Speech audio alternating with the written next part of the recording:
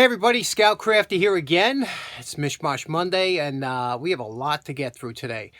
First of all, I've always told you that one of the great benefits of having a channel is interacting with all the subscribers, and I told you that we have a lot of really talented people out there. I mean, you've seen it with some of the contests we do, but a lot of guys are, kind of keep low-keyed, and I kind of have to find out through the back way who these people are and how talented they are. We got machinists, we got woodworkers, we got lock collectors.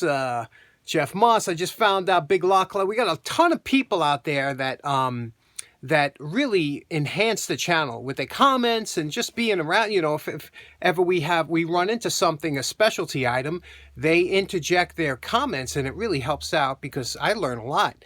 So about a month and a half or 2 months ago, I received a box in the mail, and you're going to love this. Now, it turns out we were doing knives at the time, and, I mentioned that with the Scouts, sometimes we would put handles on knives and things like that in order to get them interested.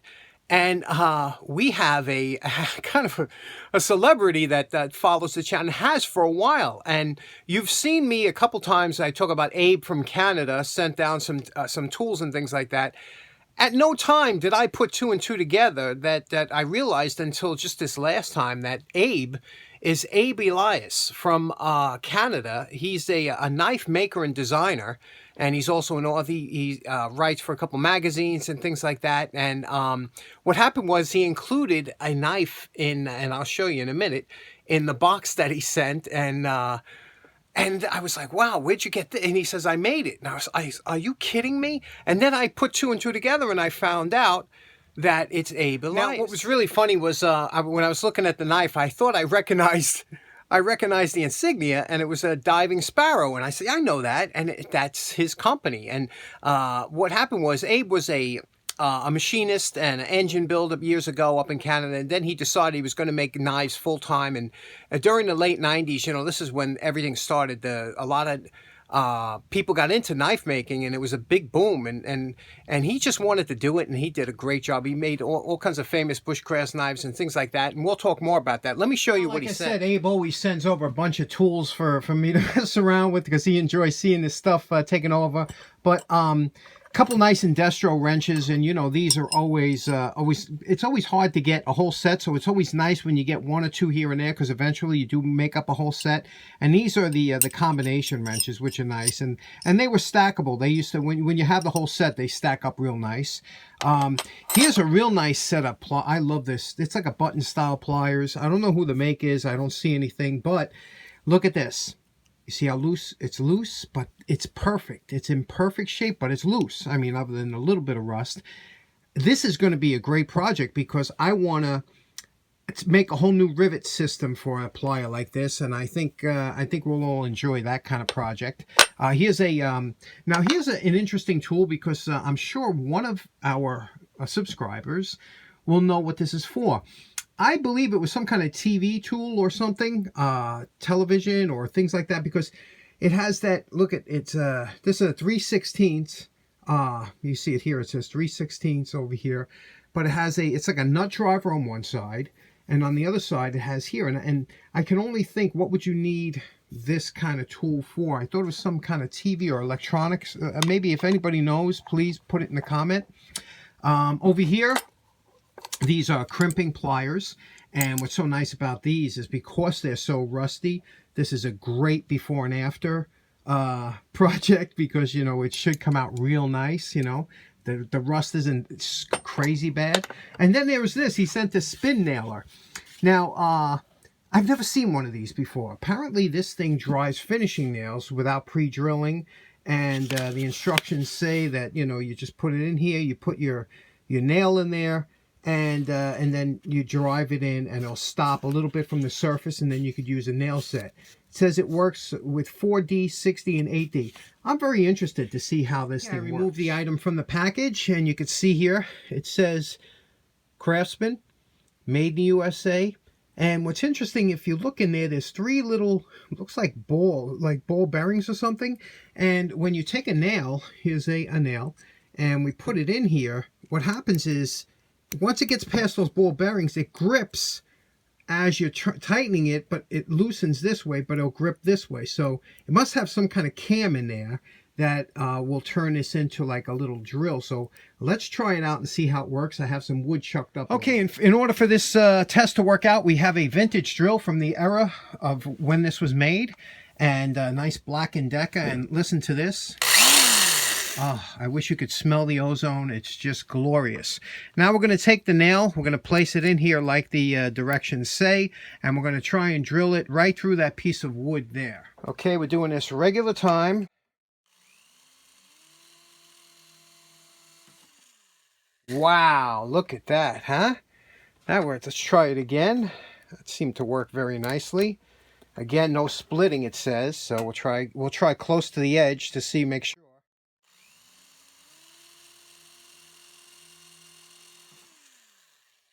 Wow, look at that, and this close to the edge and no split. Now, the reason that the drill went down and bottomed out is because it pierced the wood on the bottom. So I'm going to hook it up to a larger piece of wood and see how long this nail will stand out when I have it without it popping through the bottom. Okay, we have a 2x4 up here. The nail won't pop out the bottom. We're using the same nails we took out before, and we're going to see what happens here now. Yeah, see it, that works, that doesn't pop through, so. It leaves it up just enough that you could use, it says, a nail set and a hammer. Okay, in all honesty, this is more fun than it should be. And it, I guess if I was working with hardwood, like walnut,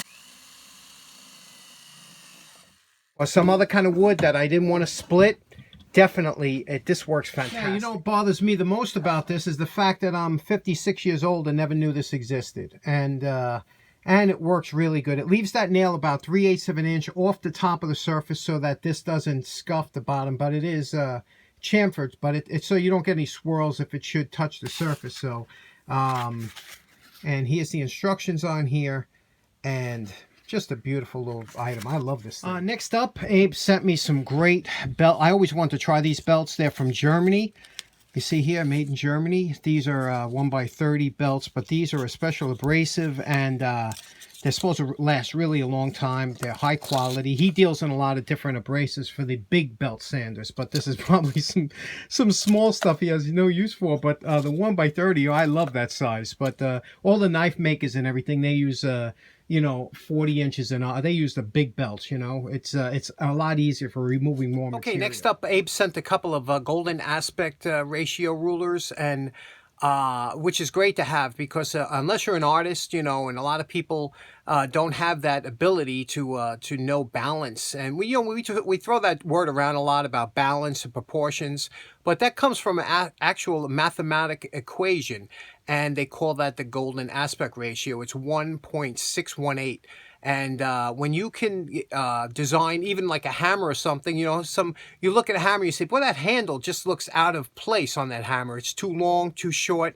That all has to do with the golden aspect ratio. If you can get your numbers right and your aspect ratios right, everything will look good. So with Abe, when he puts his handles on a knife or anything like that, you know, everything has to go with a ratio. That's how you get the true balance. Now, if you look at these rulers, you could see here, and you could see that these are, feet rule is 1.618, and that means that the bottom scale here is, for every inch up here, it's 1.618 is over here. So this makes it much easier, like if I want to draw a rectangle. Now, so many things in life will follow the golden aspect rule, and the reason that is because when you look at something like an index card, you say, well, why did they choose this size here? If we measure this card here, and you can see it comes up, this is 3 inches tall, right? So when we go over here, the golden aspect should have us fall somewhere around the 3 over here. And sure enough, look how close we are to the 3 over here. And that's because it falls into the golden aspect, and it just makes it's pleasing to the eye, it's balanced. Whereas if it was just a little bit taller or a little bit wider, you would say something's wrong, something's off. So that's why we go with this golden aspect rule, and that's why these rulers come in so handy, because it makes it so easy to just knock it out real quick. Now here is the knife that Abe sent, and he made this entire knife, ground everything, you know, all the holes and everything were made. This is for the handle so that the handle can hold on. This is the pinholes here. You could see that they'll be pinned. This one's a little wider because that's where your lanyard goes through. So, and then he even roughened it up. So this is ready to go. I just got to put some, you know, it's funny, in case I was a little rusty on putting the handles on the knives, Abe sent me a book that gives you, you know, step-by-step instruction on how to put the handle on the knives and everything else. And what's really cool, if you look here, how to make a bushcraft blade. And there's our boy Abe. So how cool is that, huh? But I'm really looking forward to doing this. He uses a high carbon steel, properly heat tempered. It's beautiful, ready to go. I'm so excited to work on this, but I really want to take my time. So, but I just want to show you and thank Abe for this beautiful. I can't wait to do this. And there's that diving sparrow insignia of his. Isn't that cool? Let me show you why Abe got into the whole tool thing. I was saying, Abe is he loves tools because he's been working around them his whole life. His thing is screwdrivers. He loves screwdrivers, and I love it when somebody has a specialty tool that really that really excites them. And this one, the screwdriver, you know, who doesn't love a good screwdriver? But he sent me a screwdriver, and you got to check this out. Now, we all have our favorite ratcheting screwdriver, you know. This one here I bought when it must be 20 years old. I bought this a long time ago. You could hear the ratcheting. It's kind of primitive, but back at the time, this was a lot of ratcheting for a screwdriver. But again, this is an older one. Here you can hear the snap-on. It has a very fine ratcheting mechanism in here. This was my favorite, my go-to favorite, the Channel Lock Cold Blue. If you listen to that, very smooth, very easy to work with. The back opens up like this and exposes the blade, you know, the different tips. I love the screwdriver. The only thing is, this kind of rubberized red and blue, this gets dirty very easy. I only use it when my hands are clean, and it's already got a little dirty. So if you're a mechanic or something, this thing is going to be black. This here, it uses a ratcheting bearing, and you remember this one here, that if I'm turning this back and forth like this, and it's spinning the same way up here, you see that? It's still spinning to the right, but meanwhile I'm going back and forth here, and it's like a one-way bearing. I showed this on one of the videos, but this is the one that Abe sent, and look at this. This is pretty interesting. First of all, it's got a nice handle. You know, when you have this shape handle, that's ergonomic for the hand, so that's really cool. All the tips are back here, and to take the tip or to replace the tip, you pull one tip out and you just press it into the back here like this, and it sends the other tip forward, and then you could put that tip in to the screwdriver. But here's what's really interesting. Listen to this.